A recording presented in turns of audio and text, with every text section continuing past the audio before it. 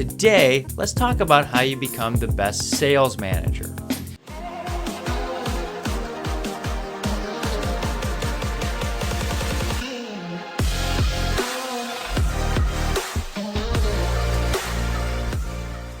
want to stop right here and say this. We do not just want to be a manager, because managers, by definition, are people who manage people and processes and pretty much want to keep everything going smoothly. Well, in sales, we actually want to be going that way, right? We want to grow our sales and we want our teams to grow. So if we're going to do that, we need to think of ourselves as a sales leader. Now, I wouldn't approach the HR department and say, hey, I need a new title to be a sales leader at this point.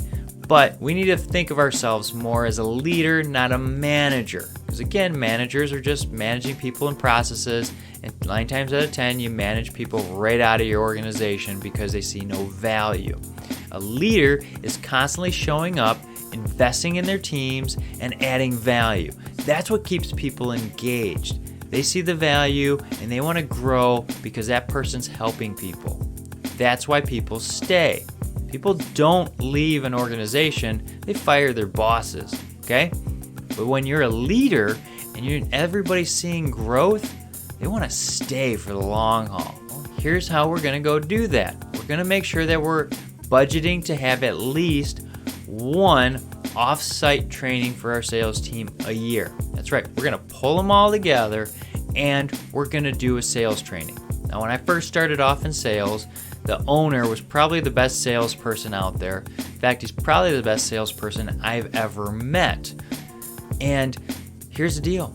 The sales team didn't listen to everything he said, but he'd bring in these trainers that would give a different perspective or a different twist on what he would say, and it would stick. That's right. He would invest, and he knew that he had to invest in the team and do this, and our sales grew. And what we did is we also had a debrief, and I recommend that. After you go through your full or half-day training, sit back with the team and do a debrief. Now, all professional sports do this. If you look at, professional basketball teams and football teams, they go look at the game tape. Navy SEALs will go do a debrief. All military will go do a debrief after they've executed a mission to find out what they did well, what they can improve on, and do better. We need to do that with our professional sales team. That's right. We need to bring them together, understand what we learned in that training, because when you're bringing everybody together, you're going to get different perspectives as well. And someone's going to say something that's going to stick that someone didn't catch in the training.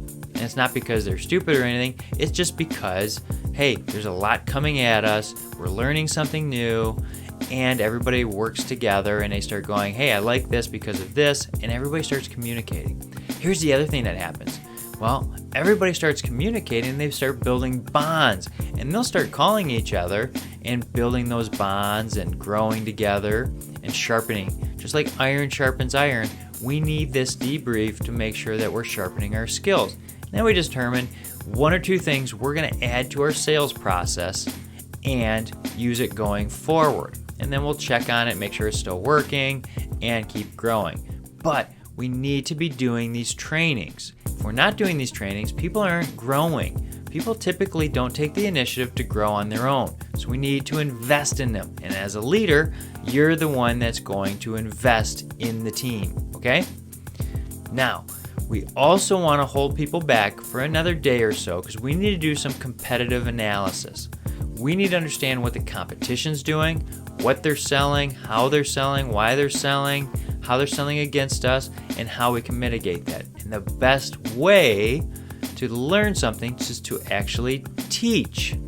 So we need each salesperson to pick a competitor or a product set and go and teach the team on it, because people are going to learn better that way, especially the salespeople. They're going to learn. And when we did that, we came out stronger out of the gate, and we were actually able to overcome objections from our customers and end users to actually outmaneuver them and increase our sales. We saw it consistently when we did that. You got to do that with your team if you're going to be successful. And I can coach you on that after we have a discussion. Okay? Now, we also need to be doing something else. We need to supplement all this one training a year. We need to actually be supplementing with books or podcasts. We need to consistently be growing our teams.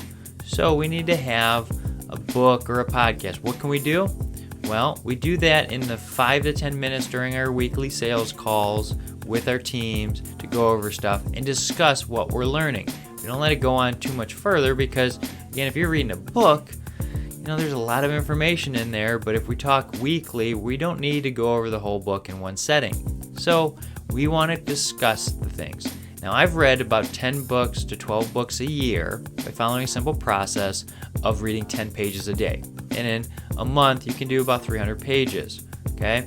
So do the math. Most business books are less than 300 pages, and you can get through them pretty quickly. Heck, mine's only like 120 pages that will help your guys. But whatever it is, you need to focus in and do some touch bases every week to go over what you've learned that previous week. Because we want to add tools to our toolbox and grow. Again, you'll have people giving different perspectives, which will help the team. So we need to make it focus on what positive things did you gain from this week's reading or podcast that we're going to do. Now, we constantly need to be focused in on investing, and it compounds over time. It's kind of like our 401ks and our Roths. By putting money in, it will invest over time, and it'll start growing faster as we get further down the line. Now, here's what happens with most sales teams is people don't find value, so they leave, and you're constantly adding new people into your group, and you got to onboard them, and there's higher costs, and you're slower. Well, when you're constantly investing in your team, they want to stay, and it's going to benefit you because you have less onboarding, less training, less bringing people up, less trying to find the right people, and you can get going faster and you start moving faster where you start like really taking off, okay?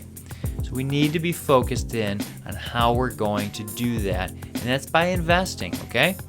Now, if you have any questions, feel free to reach out. My contact information is below. If you like this video and it's helpful, hit like, share, subscribe, send it to somebody who might benefit. That's why I do these videos. We'll see you next time.